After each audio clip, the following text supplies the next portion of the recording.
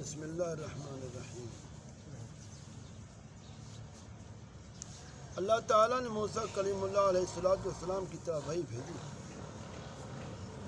فرمایا میرے پیارے کلیم، اگر دنیا میں میری حمد کرنے والے نہ ہوتے تو میں بارش کا ایک قطرہ بھی آسمان سے نازل نہ کرتا اور نہ ہی زمین سے ایک دانے تک پیدا ہوتا۔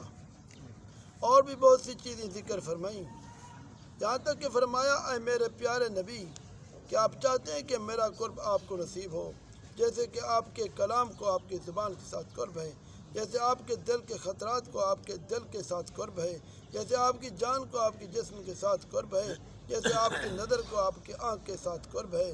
موسیٰ علیہ نبینا علیہ السلام نے عرض کی، ہاں یا اللہ، میں ایسا قرب چاہتا ہوں۔ تو اللہ تعالیٰ نے فرمایا اگر تو یہ چاہتا ہے تو میرے پیارے حبیب محمد مصطفیٰ صلی اللہ تعالیٰ علیہ وآلہ وسلم پر درود پاک کی کثرت کرو۔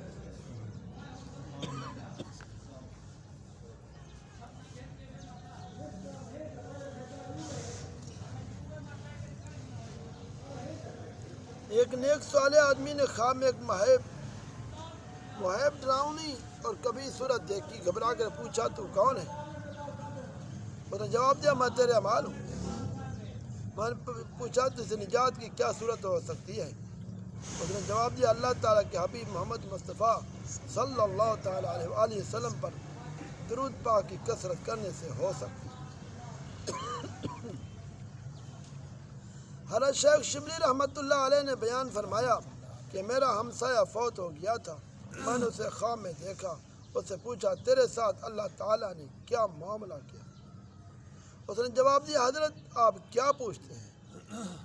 بڑے بڑے خوفناک مناظر میرے سامنے آئے، منکر و نکیر کے سوال و جواب کا وقت تو مجھ پر بڑا ہی خطرناک اور دشوار تھا، حتیٰ کہ میں سوچ میں پڑ گیا کہ میرا خاتمہ ایمان پر ہوا ہے یا نہیں۔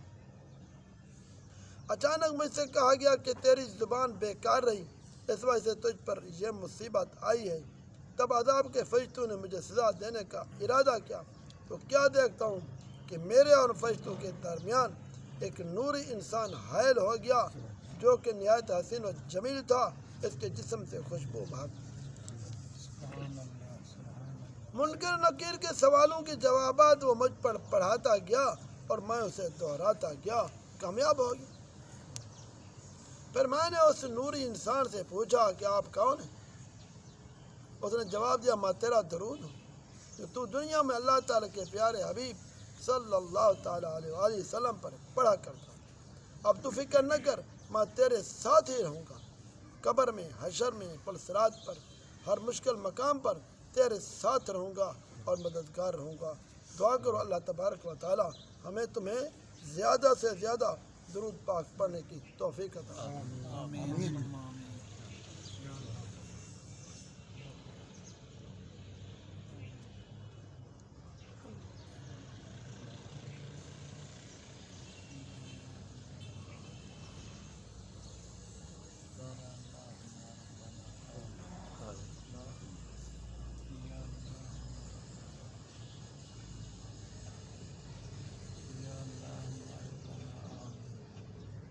لا الہ الا اللہ۔